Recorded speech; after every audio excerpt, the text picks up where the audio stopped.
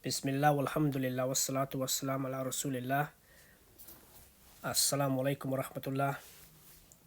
So yeah, this session will be about the Ruqya reactions which occur during a Ruqya session.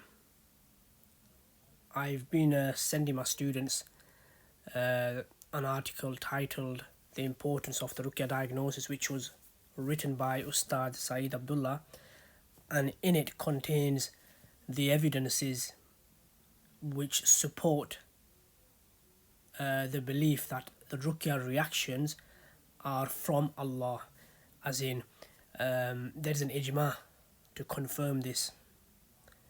And I think it's a good point for me to start prior to going into the details of the spiritual diseases and how to perform a thorough Ruqya diagnosis. If you don't understand the purpose of the Ruqya reactions, and you don't know how to utilize them, and you don't even understand that we can actually obtain 100% accurate results from them, then it's pointless it's pointless me teaching you everything else. You need to understand this first, because it is from the Ruqya reactions, which are from Allah, that we gather all the necessary information, and it allows us to do a Ruqya diagnosis without speaking to the jinns, without falling into any shirk or any bid'ah. It's just very straightforward. Now, without further ado, in this chapter I will discuss the three main elements that form the foundation of Ruqya diagnosis: the physical reactions induced by Allah, the intention that guides the Ruqya towards the intended target and controls the reactions of the targeted spiritual affliction, and the establishment of a reference point immediately before the Ruqya diagnosis session. Now that I've established that Ruqya diagnosis is not only permissible but also aligned with the Sunnah, also more aligned with the Sunnah than relying solely on Ruqya treatment, and it's clear that the reactions experienced during Ruqya are a gift from Allah, enabling us to diagnose spiritual diseases beyond the reach of our five senses. What I'm saying here is Allah has given us the means to diagnose physical diseases. However, in Ruqya terminology, how do we define spiritual diseases? It is something you cannot see, it is something you cannot touch, and it is something that reacts to Ruqya. Now, I believe these reactions are not meaningless. Allah has given them for a reason, and Allah is the most just and He's the most merciful. If He's going to give us spiritual diseases, He's going to give us a means to diagnose them. And the only way we can do this beyond our five senses is through these Ruqya reactions. And by the end of this chapter, it might take me a few videos to go through this, but inshallah I will convince you that the Ruqya reactions are from Allah. If you're still not convinced, I'll give you the evidences for that. This is part of a book I'm writing, so inshallah the evidences will have been presented prior to you even coming to the stage. However, I'm going to give you practical examples of how we use these reactions that we get from the Ruqya to extract the all-important information. Now, it is thought-provoking then that if these reactions during Ruqya are a gift from Allah, how should one utilize and even control them to obtain 100% accurate information pertaining to the spiritual diseases? If you look at my story, you'll find that the biggest challenge I had during stage 1. Now here, stage 1, I'm referring to my own story, which I have separated in stages. And stage 1 was most difficult of them all, I'd say, because I couldn't find a Raqi that was capable of conducting an accurate Ruqya diagnosis. From sincere Raqis who were simply incompetent, to arrogant ones unwilling to learn or accept the ineffectiveness of their methods, to exploitative charlatans draining me of my money. Not a single one could tell me exactly what spiritual affliction I was suffering from. In most cases, my reactions manifested as physical limb movements, so they couldn't deny that I had some sort of spiritual affliction. This is interesting. Most Rakis would accept the Ruqya reactions are from Allah. This is not something that's really disputed, in all honesty, in the field of Ruqya. However, all these Rakis I was visiting, or they were visiting me up and down the country in England. They knew that there was something wrong with me spiritually, because as soon as they would recite the Ruqya upon me, I would start having physical reactions. In fact, my first Ruqya session, I was actually quite shocked at what I felt. I mean, I've competed in boxing, I mean, and other combat sports, and I'm not someone that's going to pass out due to nerves, as some people accuse me of this, saying, well, the reason why you're passing out is because you got nervous. No. What's more nerve-wracking? Someone reciting the Quran upon me, or someone punching me in my face? So, during my first Ruqya session, I was almost passing out. I'd lost control of my body, but I was conscious, and I was trying to throw up, and I just had the most excruciating pain in my head. And I remember thinking to myself, subhanAllah, what was that? I felt the Quran as the Raki started reciting, I felt the Quran come down my body from my head, and it hit something in my chest, which caused a violent reaction. And I remember it was actually quite painful for me, but I could not logically explain why that happened. Anyways, moving forward, what was the issue here? All the genuine Rakis I encountered recognized that the reactions I exhibited were from Allah. However, they lacked the knowledge to control these reactions in a manner that would isolate each spiritual affliction during the Ruqya diagnosis, ensuring that only the intended spiritual affliction responded.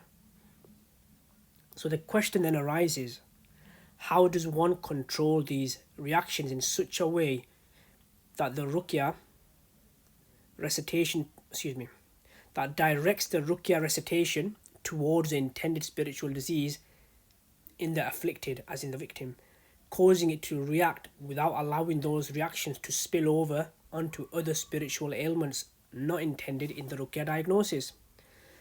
The intention was the game-changing factor that allowed us to control these Ruqya reactions. The issue with stage 1 Rakis was that while they recognized these Ruqya reactions were from Allah, they could not leverage them effectively. This inability led to frequent misdiagnoses, resulting in serious consequences like divorces and other significant issues. Their mistake lay in trying to control the reactions by focusing on verses mentioning specific spiritual ailments rather than prioritizing the intention behind the diagnosis. For instance, when diagnosing sihr, they would emphasize verses about sihr instead of employing the intention to diagnose sihr. Their problem was compounded by using specific verses with the intention of targeting a spiritual disease, while also employing treatment intentions. As we know, treatment Ruqya does not produce many physical reactions because you are not specifically asking Allah to reveal if you are afflicted with a particular spiritual ailment. This common error was prevalent among many Rakis.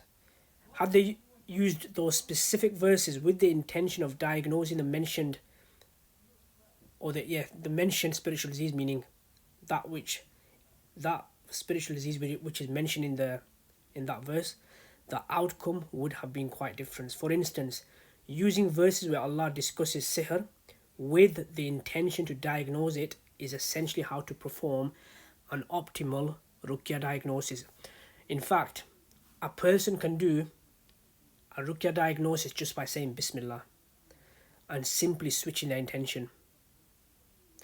However, we found that it is optimal to use a verse from the Quran which mentions the intended spiritual disease. So it could be sihr, it could be ayn, It could be let's see. So you got sihr, you got ayn, you got mas, you got waswas conditioning. There are verses in Surah An-Nas which you can use. Sihr, ayn, mas, waswas conditioning, and yeah. So there's verses you can find in the Quran which you can use for these to get the best results for the diagnosis. Yeah. I remember going from Raqi to Raqi only to receive different diagnoses each time. Diagnosis should be conclusive, not vague. Their conclusions were mere guesswork. Some Raqis based their diagnoses on the types of reactions exhibited during Ruqya. For example, heavy sweating during Ruqya was linked to Ayn by some, while others associated it with possessing jinn. Despite these inconsistencies, I never gave up my search for the truth. I knew that if Allah had given us reactions during Ruqya, there had to be a meaningful purpose behind them, something we could use to our advantage. Allah is not frivolous. He does not give us these reactions for mere games and entertainment. I was certain there had to be a method to harness and control these Ruqya reactions to our advantage, enabling us to extract all crucial information. Something I want to emphasize here is the Ruqya reactions, the results, shall I say, that you extract from the diagnosis must be consistent. This is something that substantiates the accuracy of the diagnosis. If you're getting inconsistent diagnosis results, then you're doing something wrong. So not only must it be 100% accurate in terms of what you're diagnosing, but it has to be consistent. So in my case, sometimes I'll heavily sweat, and then the Raqi would say, you know what, it means you've got a jinn there. Another time, I may not sweat at all. I may just get limb movements, or I might just feel extremely sleepy. So the diagnosis for them was changing each time, and that is incorrect, as you'll see when I go further, inshallah. The significance of the intention. The foundation of the science of Ruqya rests on three key elements: the intention, the Ruqya reactions created by Allah, and establishing a reference point before Ruqya diagnosis. The role of the intention in Ruqya is paramount because without it there is no Ruqya. Thus, it is only fitting to begin by highlighting this fundamental principle. In other words, if you're reading the Quran without a Ruqya intention, it's not Ruqya, you're just reading the Quran.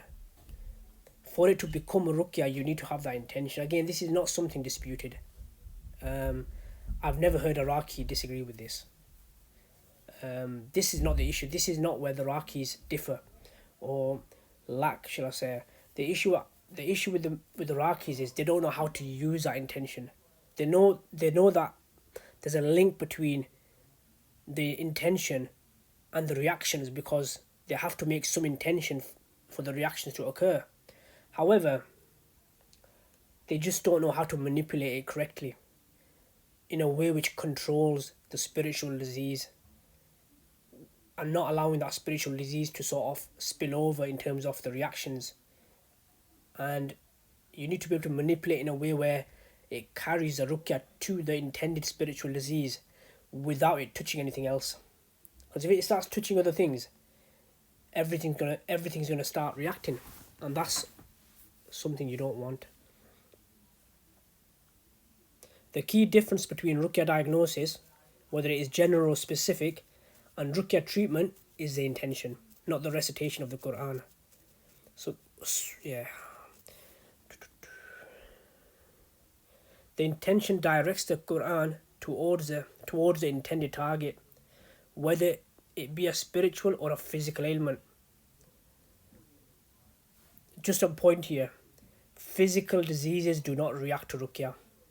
Yes, you can use Ruqya treatment to cure yourself from physical diseases, bi-idhnillah. However, the only thing that reacts to the Ruqya is the spiritual diseases. The clearer the intention, the more potent the effect on the target. This is likely why self-Ruqya is often more powerful than when others perform ruqya for you. For instance, if a pious Muslim intends to check for sihr and experiences no reaction, it means that the intention had nothing to target, hence no reaction. Conversely, if you intended for something during ruqya diagnosis and you react to it, then it means you are afflicted with that, what you intended, provided you are sincerely asking Allah to reveal a spiritual disease.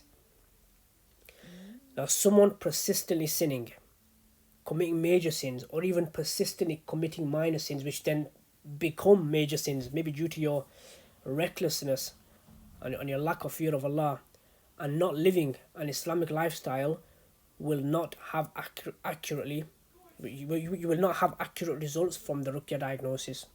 So I would suggest you make a lot of tawbah before you conduct a ruqya diagnosis, because that's the only thing we have found.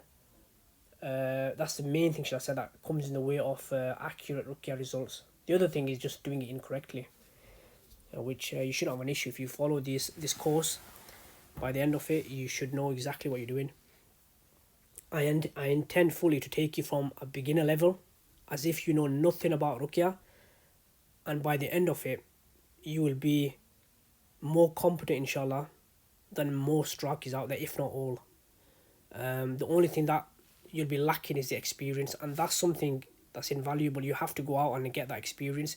I'm not saying become a raki, but you'll have to do it on your family, you'll have to do it on yourself, and the best experience you'll get is doing it on yourself.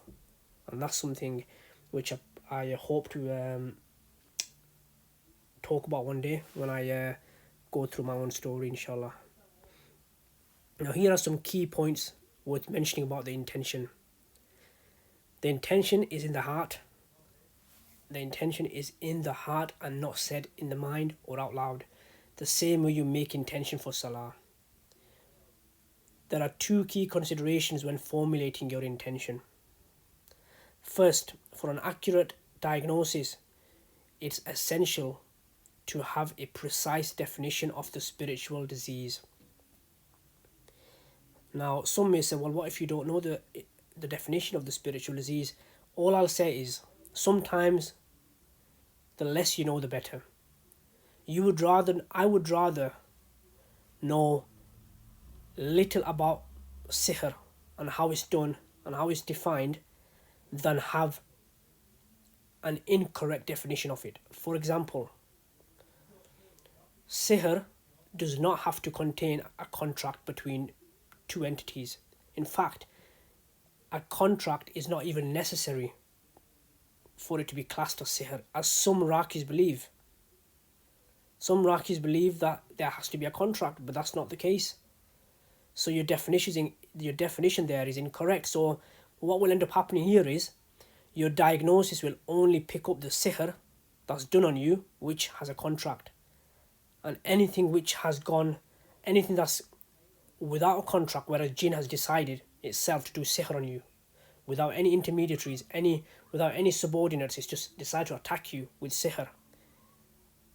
That kind of sihr will go under the radar.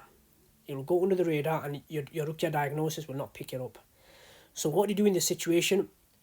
First of all, I will prove to you, hopefully in the next few videos when I start teaching the spiritual diseases and the definition, the definition of the spiritual diseases, you'll see how little you need to know about them to diagnose them. If you're ever unsure, you leave the definition to Allah. You say, oh Allah, can you show me if I have sihr? And just leave it the definition. I'd rather you do that than have your own preconceived definitions. Yeah. Secondly, clearly and specifically defining your intention ensures that the results are reliable. This is why I strongly recommend writing down your intention to maintain clarity. But you don't have to worry about this, because I'll be training you thoroughly, inshallah, with regards to how to formulate your intention and what is classed as an incorrect intention or incomplete or vague. And you can't be doing that. If you want accurate results, then you need to be ensuring that the question you're asking Allah is clear.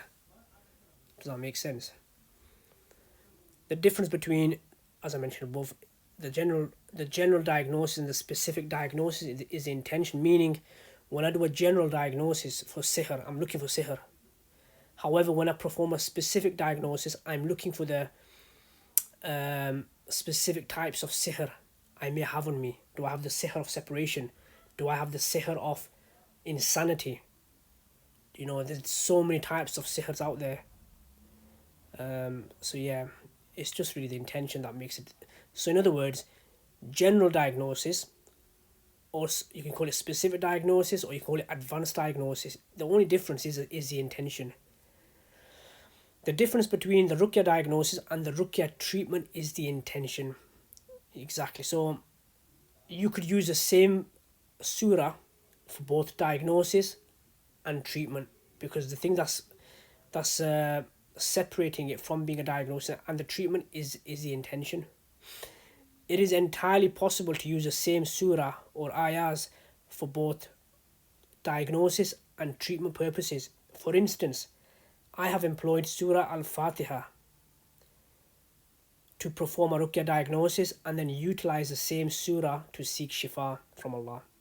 This illustrates that the specific surah or ayah chosen is less significant than the intention behind its recitation in this context, as it is the intention that directs the verses toward their intended purpose. This is because the entire Quran serves as a source of shifa. So when performing Ruqya, we prioritize the intention with which it is recited.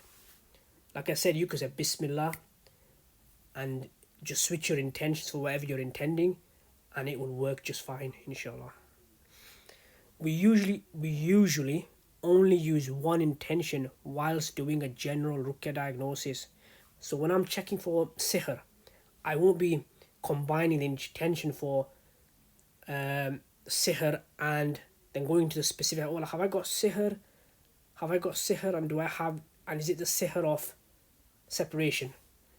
Because how can you do a specific Ruqya diagnosis if you don't even know if you have sihr? So before you start doing that, I would advise that you just use one intention when performing a general Ruqya diagnosis. Again, you'll be trained on this. Otherwise, how would you know what you're reacting to? In this situation, you know, if you were to start reacting, well, actually, I'll change the example. If you were to say, oh Allah, show me, do I have sihr or do I have ayn? In this situation, if you start reacting, you won't know what you're reacting to. Is it for sihr you're reacting, or are you reacting to ayn? And that can be quite problematic. So yeah, however, the intention for advanced Ruqya diagnosis can be combined for both the general and the specific Ruqya diagnosis. You don't have to worry about what this means in a practical sense, because I will be showing you when you can combine the diagnosis intentions, or when it's best not to combine them. So let me just get some water. Bismillah.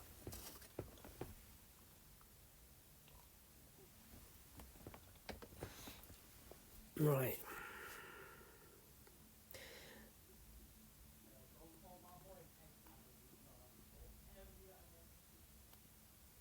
Yeah, we can combine the intentions whilst doing the Ruqya treatment. So if a person is suffering from all the spiritual diseases, or more than one, then they can combine all the intentions prior to the Ruqya session and read his or her Ruqya. The intention should be made prior to the Ruqya session beginning, as in before you start reciting. This applies to both the Ruqya diagnosis and the Ruqya treatment. Now obviously this is a bit more advanced what I'm going into, but I just thought I'll put it here for the more advanced students. Whilst doing the Hijama jinn extraction technique, the intentions are split into two. That for the Hijamis, which will include the intentions specifically for the blade that he'll be or she'll be using, and the pump. And those for the one doing the Ruqya. So that's the second part. But if it's yourself, if you're self-administering the jet process, then you simply combine the intentions for the Hijamist and the Ruqya. For slightly more complicated treatment methods, such as the comprehensive jet process, we have found that it is superior to do the Hijamist and the Ruqya intentions in one go prior to the session beginning, as opposed to doing them step by step as you go along. You don't have to redo your intentions during the same session if you were interrupted, as you know full well what you're reciting for. Likewise, if you've been doing Ruqya treatment for an extended period of over the course of a few weeks, you'll have memorized the intentions without even realizing. So in this case, you don't have to redo the intentions before the session because you know exactly why you're reciting. If I put a gun to your head and asked you why you're reciting, you'll likely be able to tell me.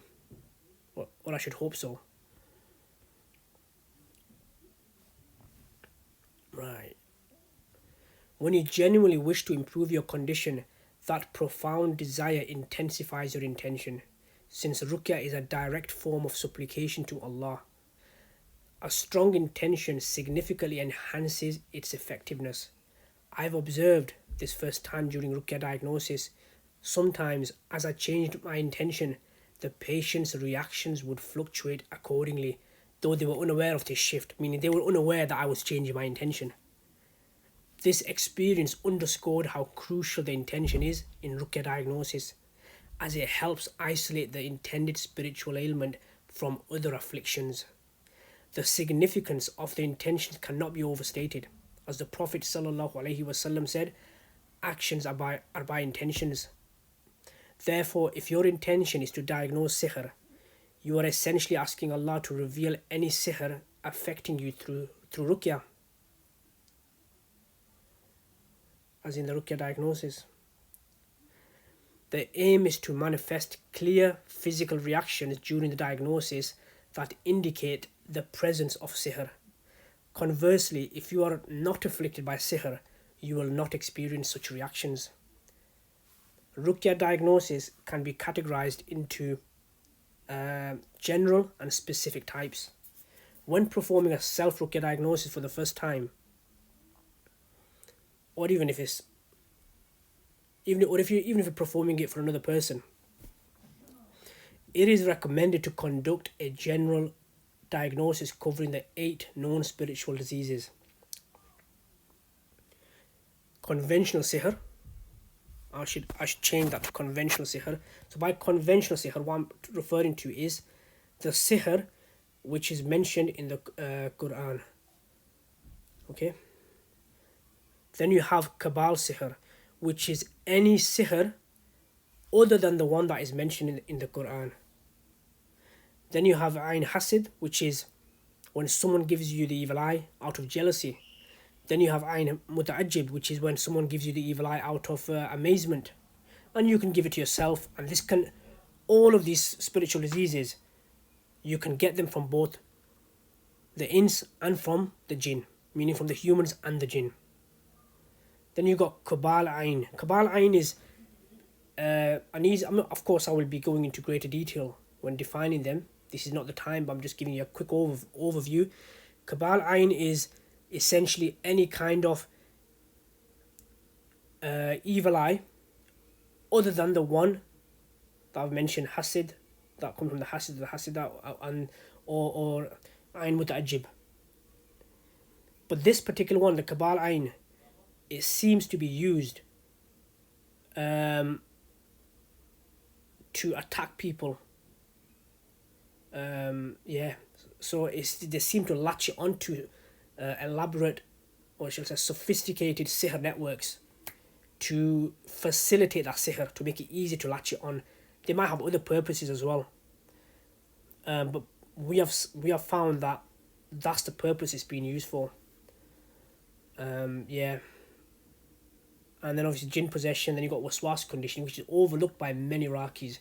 Many Iraqis would perform Ruqya treatment on a patient. The jinn will die or it would leave, and then they'll tell the patient you're fine, you're clear. However, waswas conditioning is something which comes part and parcel with jinn possession. So as soon as a jinn possesses you, even momentarily, it will leave behind the waswas conditioning, and that needs to be undone via the Ruqya treatment. And then you've got foreign objects, which I will explain inshallah at another time.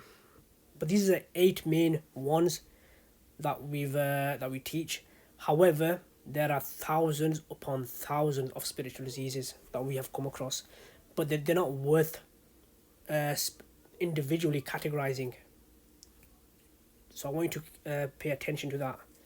These are the main ones, and obviously when I start taking you on this, when I take you to that stage on this journey, you'll appreciate and understand this better. Further details on specific Ruqya diagnosis will be discussed in a separate chapter, inshallah. I have observed that by subtly changing my intention, I'm going back to that scenario of reading of that patient, while reciting Ruqya without the patient's knowledge, their reactions would either start or stop depending on the focus of my intention. For instance, if a patient was afflicted with sihr, jinn, possession and waswas conditioning, their reactions were pronounced, they were clear, they were very noticeable. Whenever I shifted my intention to check for Ain, so this patient is not suffering from Ain, and I'm not telling them that I'm switching my intention. However, their reactions would cease. Conversely, upon returning to an intention focused on the things that the patient was actually suffering from, namely the sihr, the jinn possession, and the waswas conditioning,